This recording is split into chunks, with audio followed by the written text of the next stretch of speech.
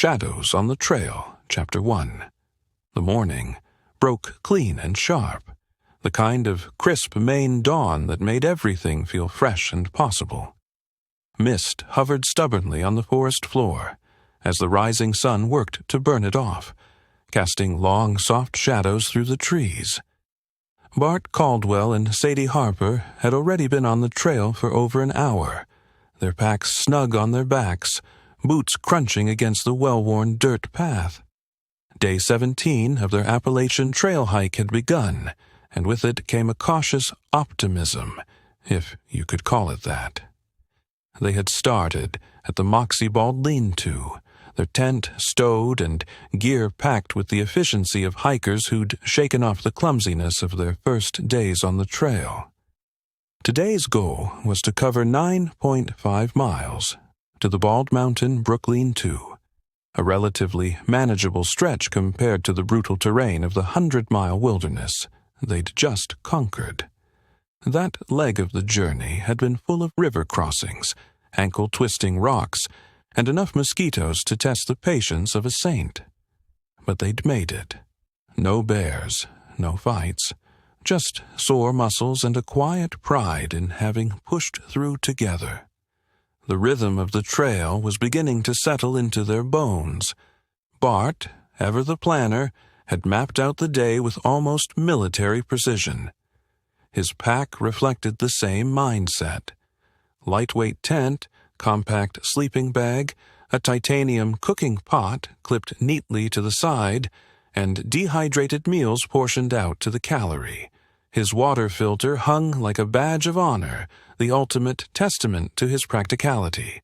Sadie was less meticulous, but no less prepared. Her pack carried the essentials: a sleeping bag, rain jacket, layers for the chilly Maine nights, but also a few indulgences: a notebook for sketching melodies, her favorite chai tea, and a scarf that was more for flair than function. "A little color never hurt anyone," she'd said when Bart teased her about it. Two travelers, two mindsets. Bart moved ahead, scanning the path with sharp hazel eyes, the embodiment of efficiency and purpose. He'd always been like that, focused, grounded, a problem solver to his core. He'd planned this entire hike, from their gear lists to their daily mileage, right down to where they'd likely stop for water. It was how his mind worked: systems, solutions, predictable outcomes. Sadie followed a few paces behind, her curls tucked messily into a bandana. Where Bart saw the trail as a problem to be solved, she saw it as an adventure to be savored. She loved the way the sunlight played through the canopy, the way wildflowers seemed to appear like magic in the undergrowth. For her, the Appalachian Trail wasn't just about getting from point A to point B. It was about the little moments in between. They complemented each other most of the time. Bart kept them moving, and Sadie reminded him to look up every once in a while. But beneath the surface harmony, cracks had begun to form. Would they still balance each other when the trail got tougher, or when the journey was over? The path ahead. The morning passed smoothly enough. They climbed a gentle slope through a tunnel of trees, the forest alive with the chatter of birds and the soft sigh of the wind.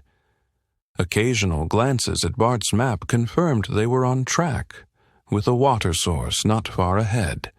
When they reached the stream, Bart set up the filter and began collecting water to replenish their canteens, while Sadie wandered along the bank, her boots crunching against the stones.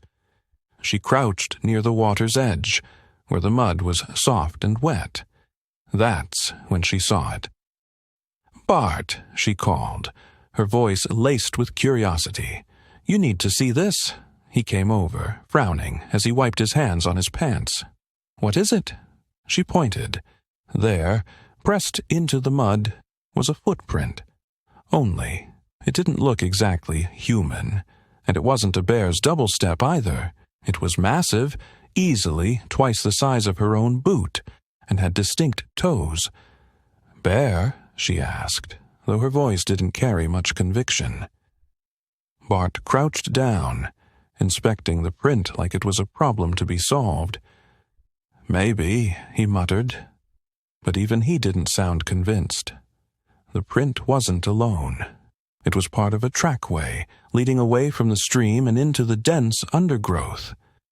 They stood there for a moment, staring at it, the usual hum of the forest suddenly feeling quieter. Too quiet. "Let's keep moving," Bart said finally, standing and brushing the dirt from his hands. Sadie hesitated, her eyes lingering on the tracks. Then she nodded, and Bart completed the water filtering, cleaned and put away the filter, checked to ensure that nothing was left behind. Then they shouldered their packs and moved on. But the air between them felt different now, charged with a tension that they didn't dare name. A change in the air. By late afternoon, the landscape had shifted. The trail had narrowed, the trees crowding closer together, their trunks like silent sentinels.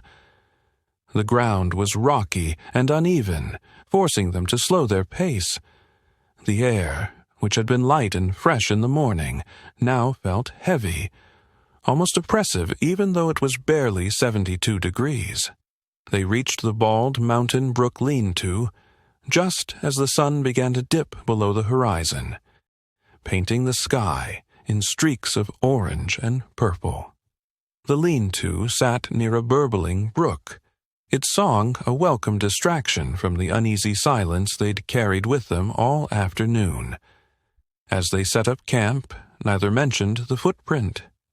Bart busied himself with unpacking, his hands steady, but his mind clearly elsewhere. Sadie made a cup of chai, sipping it slowly as she stared into the trees.